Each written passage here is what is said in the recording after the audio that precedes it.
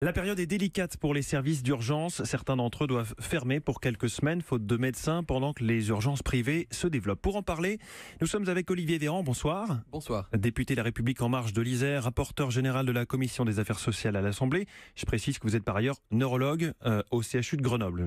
Tout est bon. Bonsoir Emmanuel Vigneron. Bonsoir. Vous êtes historien de la santé, géographe, professeur d'université à Montpellier 1. Et par téléphone, bonsoir François Braun. Bonsoir. Vous êtes président du SAMU Urgence de France, vous êtes vous-même urgentiste à Metz. Merci à vous trois d'être avec nous dans Europe Soir.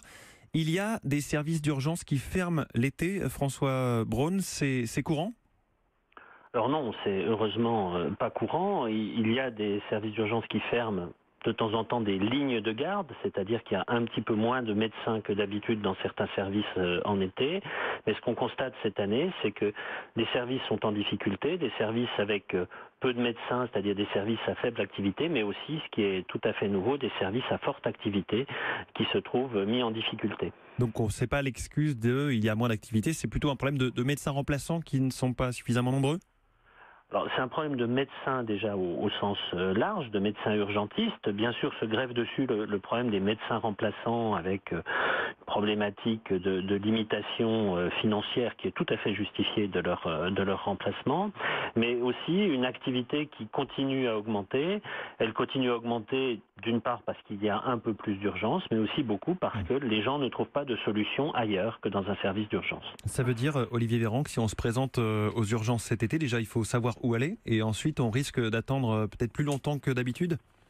L'été, vous cumulez pas mal de problématiques que vous pouvez rencontrer de plus en plus pendant l'année. D'abord les médecins et les infirmières qui prennent des vacances, comme tout un chacun.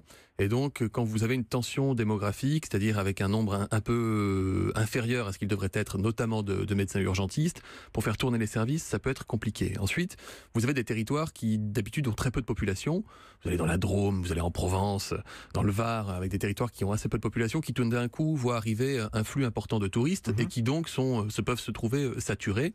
Et puis à l'inverse, certains territoires qui voient la fréquentation des services d'urgence diminuer, mais pour une raison X ou Y, une épidémie de gastro, la canicule, etc., vont finalement avoir une fréquentation assez importante des services d'urgence porte. Donc vous cumulez beaucoup de choses. C'est tout l'enjeu de la planification sanitaire sur le territoire, c'est tout l'enjeu pour les agences régionales de santé qui s'occupent justement de réguler l'accès aux soins, que d'être capable d'anticiper des situations assez fluctuantes. Et parfois, quand vous êtes dans une pénurie très importante d'urgentistes, ça peut être extrêmement compliqué. Et donc ça peut conduire non pas à des fermetures sèches, mais parfois à des réorganisations. Vous savez, il y a des services d'urgence qui parfois voient arriver 1 ou 2 patients en nuit profonde. Donc dans ces cas-là, il faut peut-être mieux se demander aux urgentistes et au personnel soignant de ce service d'aller travailler différemment sur cette période de tension. Là, on parle bien de la période estivale. Ouais, sur la période estivale. Oui, mais même pendant l'année, vous savez, de plus en plus, on a du mal. Il y a 5 ans, j'avais commis un rapport parlementaire, Hôpital cherche médecin coûte que coûte, qui faisait déjà la démonstration qu'on était en difficulté en France pour recruter des médecins urgentistes, aussi des anesthésistes, et qu'on avait de plus en plus recours à l'intérim médical. Donc on est dans une situation de tension démographique. Enfin, je veux dire, c'est la même chose qu'en ville. Quand on parle de déserts médicaux, quand on voit qu'on manque de médecins généralistes, eh bien de la même façon, on manque de médecins à l'hôpital, et notamment dans les services d'urgence. C'est une discipline qui est difficile et pour laquelle il y a un turnover important des médecins. Emmanuel Vigneron, vous qui êtes historien de la santé, c'est quelque chose qui existe depuis longtemps, ce phénomène de fermeture temporaire l'été de certains services d'urgence ? Oui et non. Ce que certains a écouté les 2 intervenants précédents, que je salue avec beaucoup d'amitié, c'est que la situation elle est un peu comme celle de la guerre de 14-18, c'est-à-dire il y a des causes immédiates et puis des causes profondes. Les causes immédiates, elles surviennent, et tant Olivier que Dr Braun les ont parfaitement résumées. Les causes profondes, elles sont par définition plus anciennes. C'est-à-dire celles qui ne datent pas de cet été, mais qui progressent d'année en année. Elles progressent d'année en année. La fréquentation des services d'urgence ne cesse d'augmenter à un taux d'environ 5% par an sur les 30 dernières années. En 1996, on avait 8 millions de nos concitoyens qui chaque année se rendaient dans les services d'urgence. Aujourd'hui, on en est à 21 millions, avec des moyens qui n'ont pas augmenté. 2 fois et demi plus d'usage. Avec des moyens qui n'ont pas augmenté en proportion parfaite. Donc, ça craque. Ça craque, comme vient de le dire Olivier Véran, ça craque dans les campagnes où il y a de moins en moins de gens et l'été, malgré tout, plus de monde qui passe, donc une demande accrue. Ça craque dans les villes, ça craque partout dans le service public. Pour y répondre, on a quand même laissé les urgences se développer dans le secteur privé. Les Alors cliniques, juste, on va venir aux urgences privées, mais n'intervenaient pas. On viendra évidemment sur les cliniques privées. J'aimerais demander à François Braun, vous confirmez, ça craque partout aux urgences sur le terrain, c'est ce que vous observez ? Oui, je crois que ce qui a été dit est tout à fait juste. Les urgences sont le lieu de rencontre entre la problématique de la ville et la problématique de l'hôpital. Tout le monde maintenant est bien au courant que la médecine de ville ne va pas bien et que l'hôpital ne va pas bien non plus. Eh bien, la faille entre les deux, c'est les urgences. Donc forcément, c'est à cet endroit-là que ça craque le plus et tout le monde est touché avec des incidences plus ou moins importantes. Mais je crois qu'il y a quelque chose qui est très important quand même à préciser et il faut savoir ce que l'on demande à nos services d'urgence. S'il s'agit de traiter les urgences vitales, les urgences graves par nos équipes de réanimation qui, après un appel au SAMU, vont intervenir, ça fonctionne et ça continue à fonctionner et c'est sanctuarisé. C'est ça qui est important et c'est là qu'on a vraiment besoin d'urgentistes. Après, les urgences ont un rôle de proximité puisque les gens ne trouvent pas la réponse ailleurs. On considère que 4 à 5 patients sur 10 qui viennent aux urgences pourraient trouver une réponse ailleurs si la ville était organisée, si les consultations étaient mieux organisées à l'hôpital. Donc c'est les urgences qui ne sont pas gravissimes, ce dont vous nous parlez. Non, mais ça peut être grave si on attend, si vous voulez. C'est ça le problème. Ce sont des gens qui ont besoin d'un avis médical dans les 24 heures. Les anglo-saxons ont 2 termes, emergency et urgent care. C'est très très bien. Nous, en France, on n'en a qu'un, c'est urgence. Et sous le terme urgence, on met beaucoup de choses, et beaucoup trop de choses que les urgentistes ne peuvent plus prendre en charge. J'imagine qu'il y a une accidentologie peut-être qui est plus élevée aussi en été, puisqu'on fait plus de sport, les enfants sont dehors, etc. Ça joue ça, Olivier Véran ? Oui, il peut y avoir un peu plus de bobos. Après, vous avez le sujet des urgences pédiatriques, qui est encore un sujet beaucoup plus grave que les urgences adultes, qui donne lieu à très très peu d'hospitalisation, mais on voit que c'est souvent le premier recours. Trouver un pédiatre qui fasse de la permanence des soins H24, c'est très compliqué. Mais alors dans les territoires un peu ruraux, là, ça devient carrément une utopie. Et puis les médecins généralistes sont souvent saturés. Je vais vous raconter une anecdote perso. Il y a 2 ans, dans un petit village de Provence, j'ai amené ma fille pour une suspicion d'otite. Je suis allé chez un médecin généraliste. Je suis pas allé aux urgences qui étaient à 20 km, évidemment pour une otite. Et le médecin généraliste était aux abois. Il a pris mon enfant à 21h. Il a examiné ses oreilles alors que je tenais encore l'enfant sur mes genoux en me disant je suis désolé. J'en suis quasiment à 100 patients aujourd'hui. Donc vous avez quand même un relais entre la ville et l'hôpital qui peut être extrêmement compliqué en période estivale, parce que vous avez des touristes. Le village en question, il passe de 3000 habitants à 20 000 avec l'afflux de touristes. Vous avez des touristes étrangers qui viennent, qui savent pas comment le système fonctionne. Prendre les pages jaunes pour appeler un médecin généraliste, ça peut être encore plus compliqué. Donc voilà, vous avez toutes ces choses cumulées qui font que l'été, il peut y avoir des tensions. Mais attention, ne laissons pas croire aux Français que leur santé est en danger parce que c'est la période estivale. En définitive, dans tous les territoires, vous avez des SAMU. Dans tous les territoires, vous avez des SOS médecins, ou quasiment. Dans tous les territoires, vous avez des médecins généralistes, des pédiatres qui sont des médecins extrêmement dévoués. On sait que les délais peuvent s'allonger et que c'est effectivement compliqué de les avoir au bout du fil. Le temps d'attente peut être encore plus long, mais c'est pour ça qu'il faut être encore plus, je dirais, attentif au fait de savoir si l'état de santé relève véritablement d'une consultation aux urgences ou non. Ce que dit le professeur Braun est tout à fait exact. Vous avez près de la moitié des patients qui arrivent dans des urgences des hôpitaux qui ne relèvent pas des urgences. Donc là, c'est quoi ? C'est de l'éducation à la santé du grand public, en fait. Il y a de tout. Oui, il ne faut pas hésiter à passer un coup de fil à la régulation quand il y a un doute. Il faut C'est-à-dire pas hésiter à essayer de trouver. Ouais, il faut pas hésiter à essayer d'appeler SOS médecin pour voir s'il y en a un dans son territoire. Faut pas hésiter. Voilà, avant de se rendre aux urgences, sauf quand évidemment c'est une situation qui l'impose avec une très très forte fièvre. Bon, je vais pas faire une consultation médicale, mais vous m'avez compris. Emmanuel Vigneron, est-ce qu'on a moins de médecins par rapport à cette augmentation des urgences ? C'est deux courbes qui ne vont pas dans le même sens ? On a moins de médecins, vous voulez dire disponibles, libéraux Disponibles dans les services d'urgence, moins d'urgentistes ? Oui, évidemment, ça a été souligné précédemment. Non, ce que je veux dire, c'est que cette question des urgences qui survient cet été et chaque été de manière encore aggravée par rapport à l'été d'avant, pose très clairement la question, à mes yeux, de la nécessité de doctrines clairement établies, doctrines qui doivent valoir pour la puissance publique, doctrine qui doit valoir, on l'évoquait à l'instant, ou plutôt Olivier Véran l'évoquait à l'instant, avec l'éducation à la santé de tous les patients.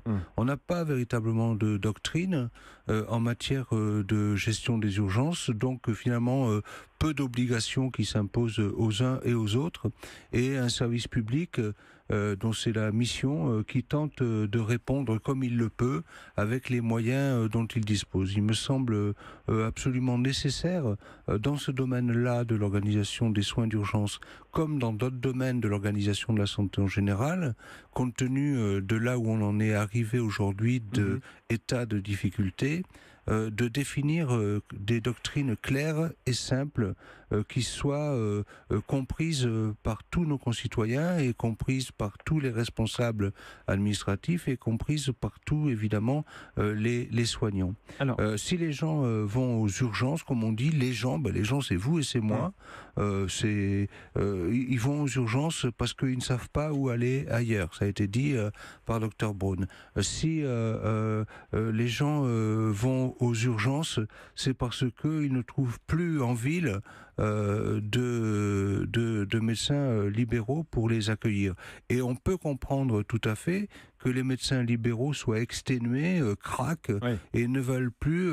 Avec des mais d'ailleurs, ils n'ont jamais voulu. Il faut se souvenir que les urgences sont apparues en France en 1860-1880 et qu'elles sont apparues dans les grandes villes françaises, Paris, Lyon, Marseille, Lille, et Nancy, parce que les médecins libéraux, qui étaient relativement nombreux déjà dans les villes, ne voulaient pas se déplacer la nuit pour les problèmes qui se posaient alors. Accidentologie sur la voie publique avec les chevaux, les poivreaux, l'alcoolisme dans les grandes villes. J'aimerais qu'on arrive à ce sujet des urgences privées, c'est-à-dire qu'on a un nombre de services d'urgence qui, même au-delà de l'été, baisse d'année en année, services d'urgence publics, mais on a par ailleurs le nombre de services d'urgence, de services privés qui est en augmentation.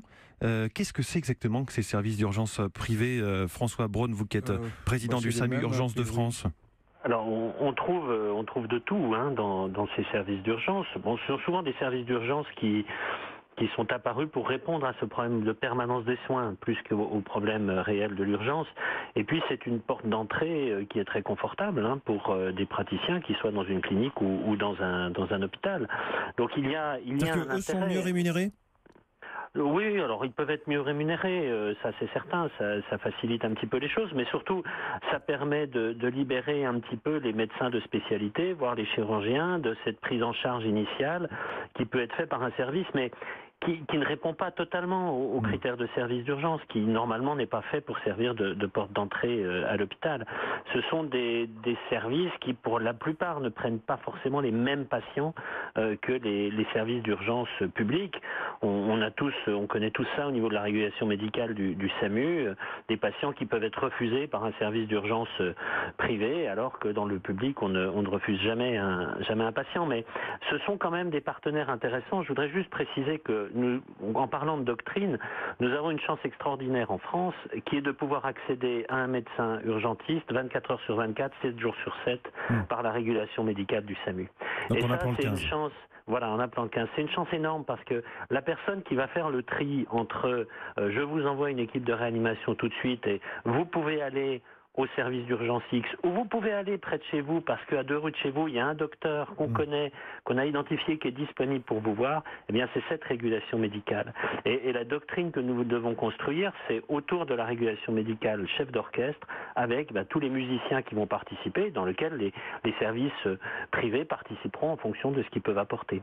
Olivier Véran, vous êtes donc député de La République En Marche. On parle, face à la baisse du nombre de services d'urgence, de développer des centres de soins non programmés. Qu'est-ce que c'est ? Est-ce que c'est des urgences bas de gamme, des urgences light ?